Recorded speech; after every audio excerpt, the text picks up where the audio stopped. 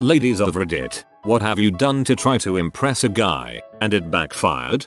My 3rd grade picture is easily my least favorite school photo for various reasons. I was rocking huge glasses, a snazzy sweater vest and green corduroy shorts combo. I also chose to give my crush this photo complete with my phone number on the back. Naturally, as I was leaving after giving him this photo, I thought it would be a good idea to turn around and gave him a big ole wink. The memory and the photo still make me cringe. Actually, that gets you major props for the courage to even make the move. Complete with turn around wink. My elementary and junior high self is so happy and mortified at the same time. I was so shy. 6th grade me would always give my iPod Touch to my crush at lunchtime so he could play Fruit Ninja and crap. He'd sit at my desk and we'd talk. It made me really happy. Thought he was starting to like me too because he always rushed over to me before the bell rang. But nope. He was just using me to play on my iPod, lol. I forgot to bring it one day. He came over, asked where it was and then immediately turned and walked away. I made sure never to forget it again after that. Young me didn't care that I was being used. I just liked spending time with him. Adult men and women all around still feel this way. Sigh. Put down other girls. Try to make myself look better than other girls. Back in high school I tried so hard to play the whole I'm not like other girls, look at me, I play video games. I don't care about fashion. I'd rather be napping than shopping card. Then I realized that I needed to get my head out of my butt. Asked him to guess what I got for Christmas. My answer to him was you. He told me he didn't get it. I further emphasized saying he was my Christmas gift, and he still didn't get it. I laugh and cry a little inside every time I think about that conversation.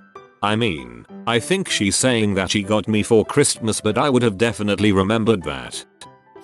In my defense, I was a lot younger when I did this and realize now, very well, how creepy and cringy it was. Gifts, all the time. Gifts, I'd want him to know I was thinking, probably closer to obsessing, about him, and wanted him to think of me every time he looked at whatever lame and wanted thing I had picked up this time. Oh, he has a dog? We talked about dogs? I'll buy him a plush dog. That way he'll know I listen to him. Ugh.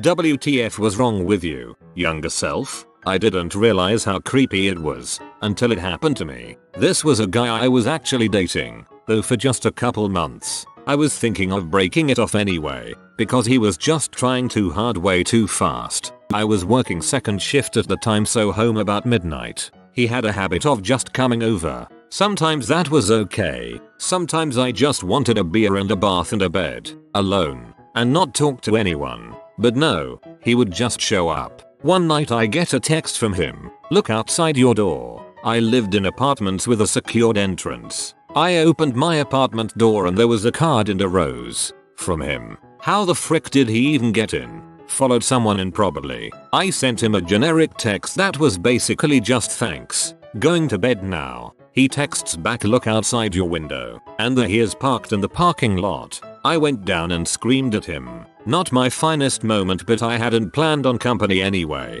He never asked or even called first. Just showed up. And now I didn't feel loved or paid attention to. I felt watched and stalked. He was just trying to be romantic and creative. I'm sorry to all the guys out there that my younger self gave the creeps. Karma got me in the end.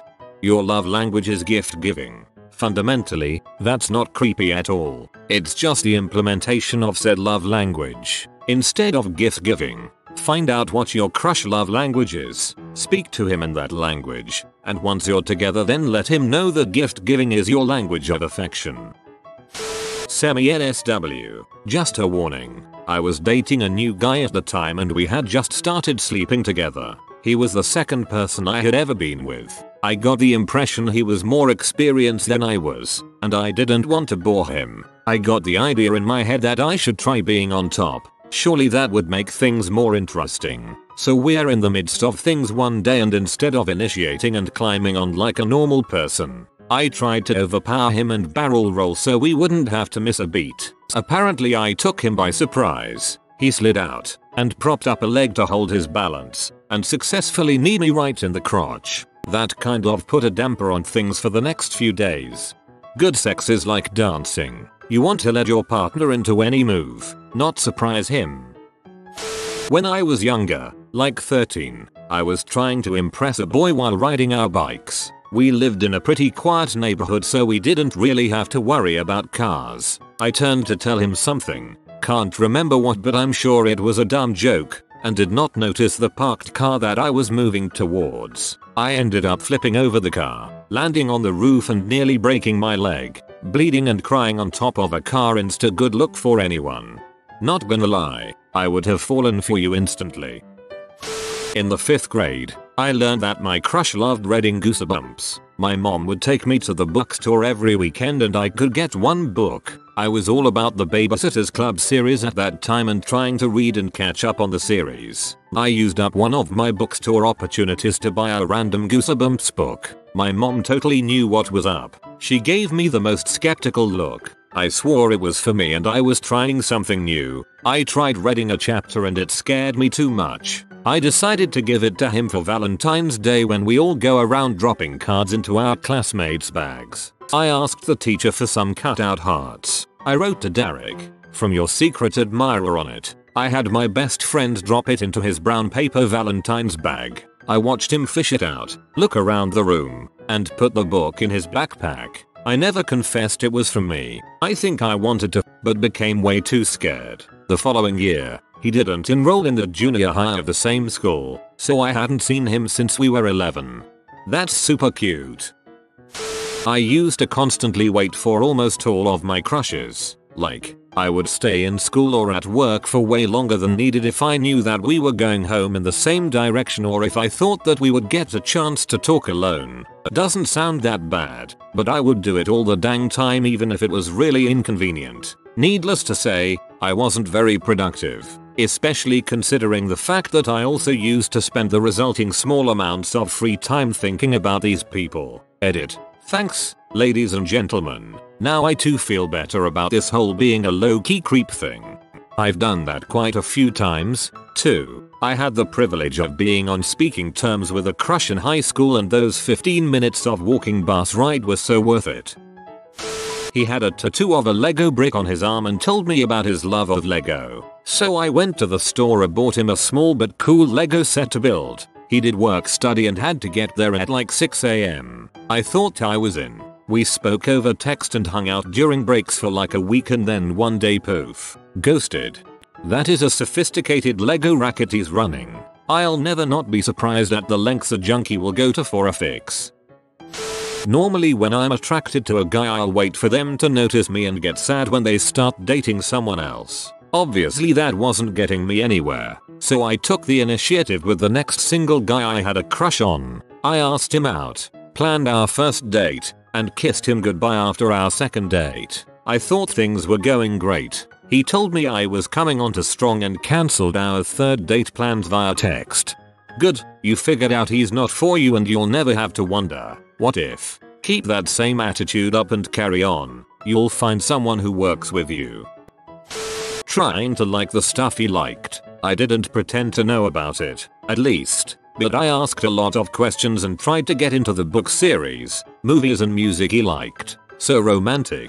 It would be him tutoring me on all these fascinating subjects and we'd grow closer, right? Wrong. Every instinct inside me was saying this isn't you, you're just not into the Beatles, not into Nietzsche.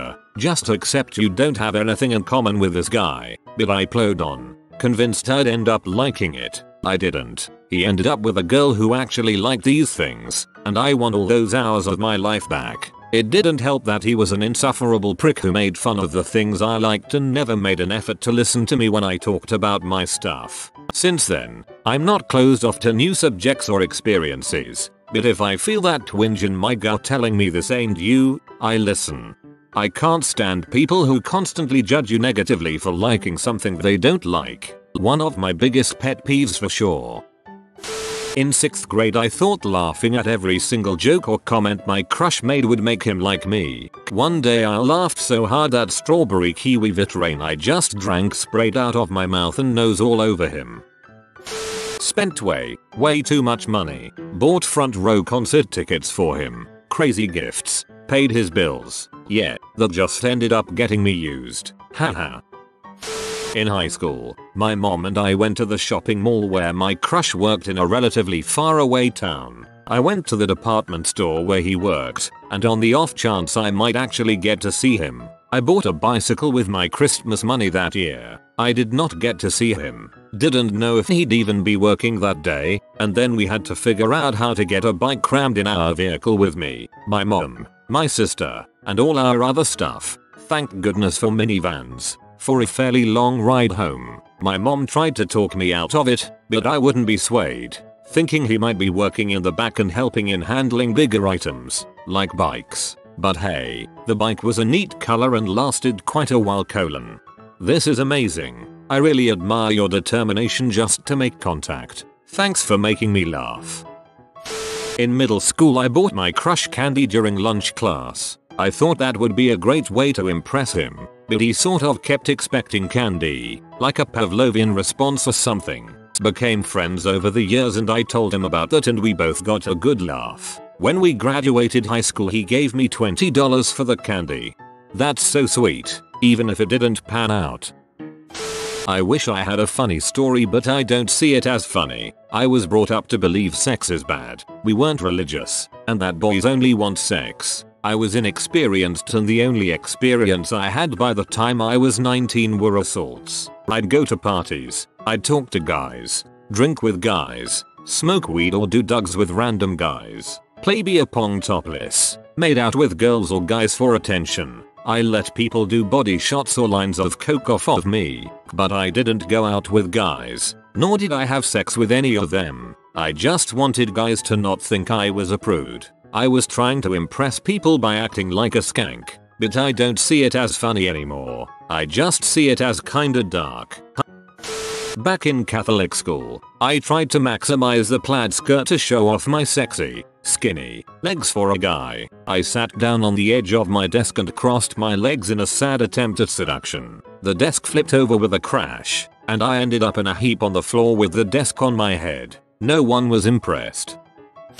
Man, do I have a story for you. I took my friend to a trampoline park a few years ago, and when we got there we noticed a couple cute guys bouncing across the room. They seemed to be watching us too, between flipping around the park. I wanted to show off my athletic talents to see if they'd notice, and wound up doing the best aerial splits I could. I wound up landing wrong, pulling in my foot too far, and spraining my left ankle. She broke her foot half an hour later. Though we did wind up talking to them and guilting them to drink with us a month later. I had to drive her to the hospital at 9 PM, also injured. I took her to every appointment I could through her healing cause I felt like an absolute butt for taking her there in the first place.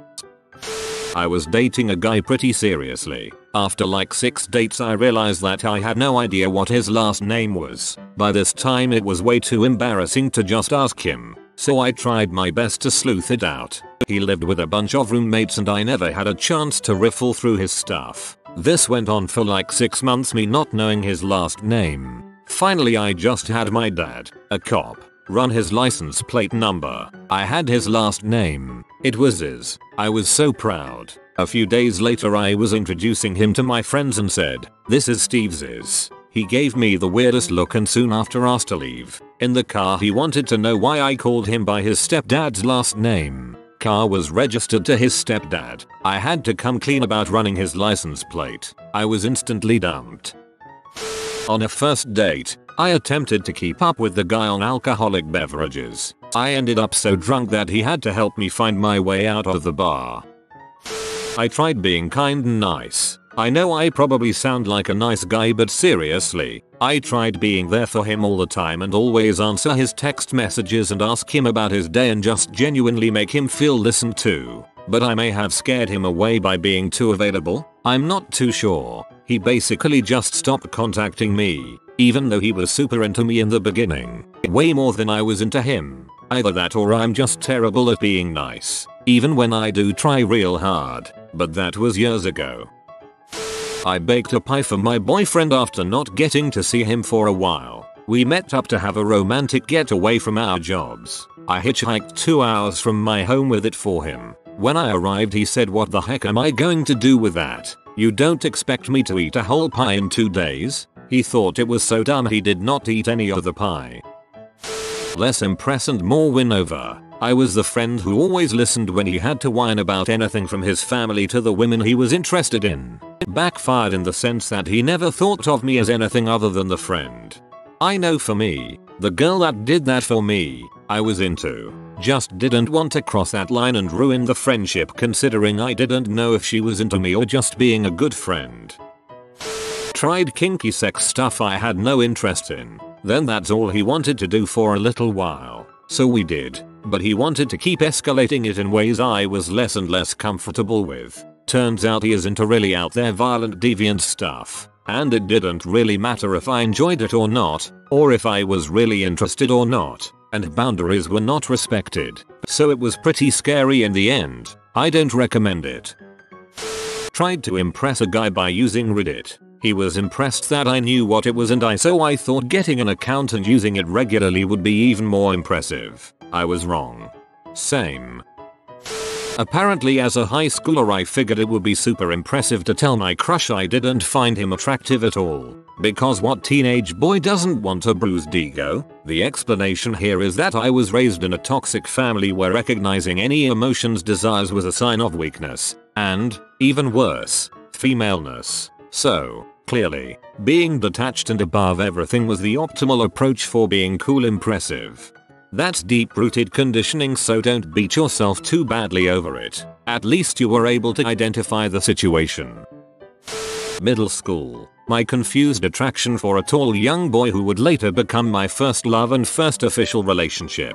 Before that, my ultimate rival. I had no reason to dislike him, but I hated he was better than me. 1 week into meeting, I shoved dry ramen down his throat. 6 months. Dumped a bucket of sand on him because he was faster than me when playing tag. How did it backfire? Well, we fell for each other.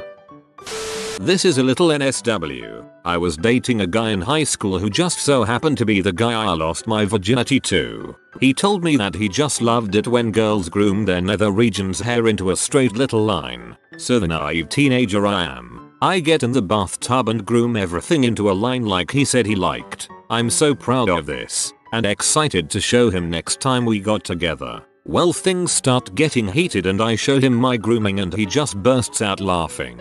He goes, you shaved a horizontal line. It looks like Hitler's mustache. I like the line that goes up and down. You know, the landing strip thing. Fail.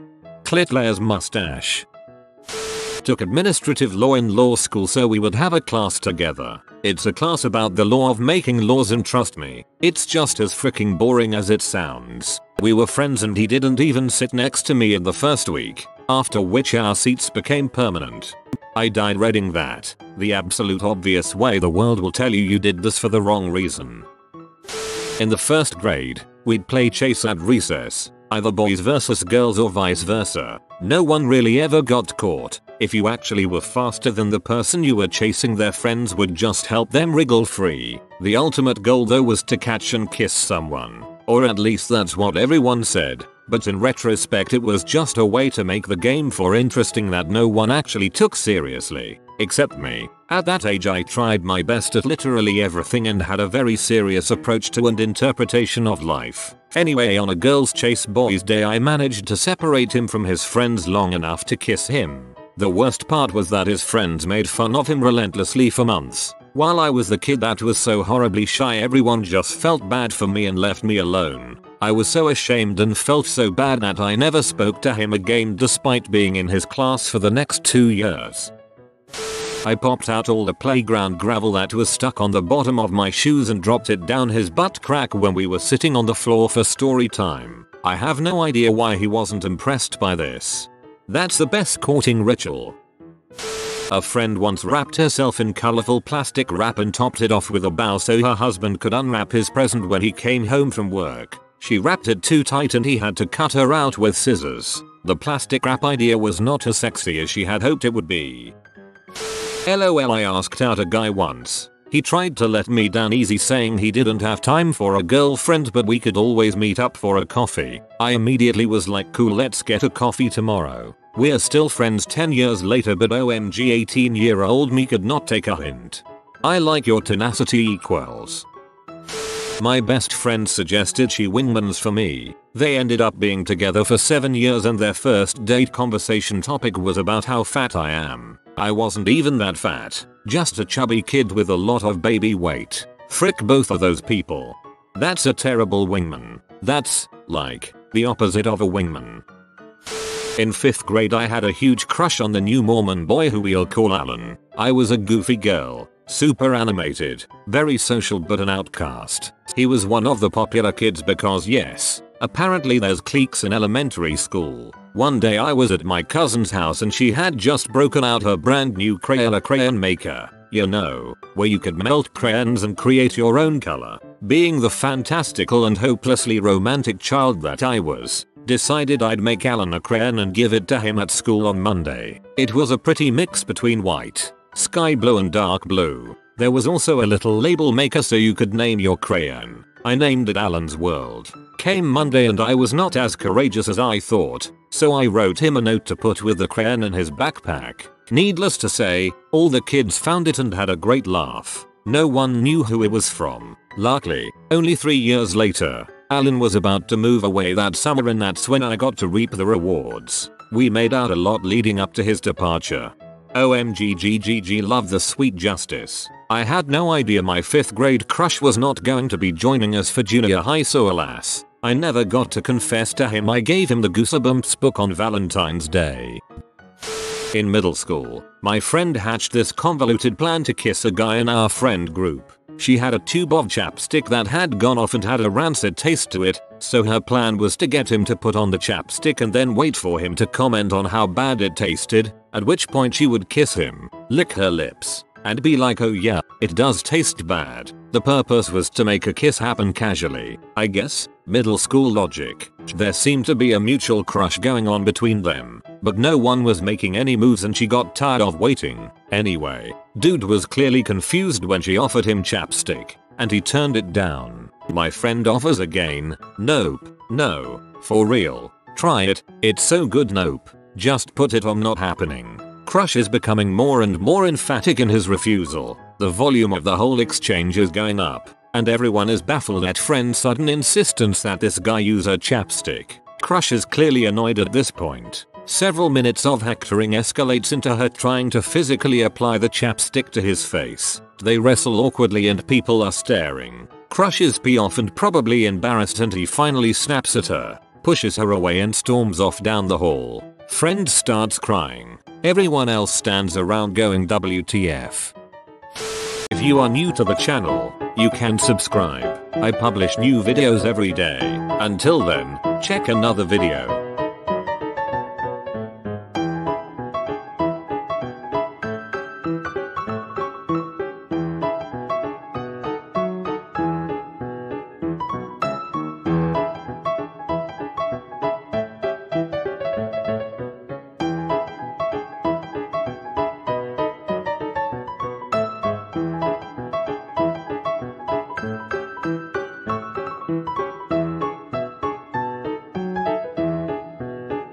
Bye for now.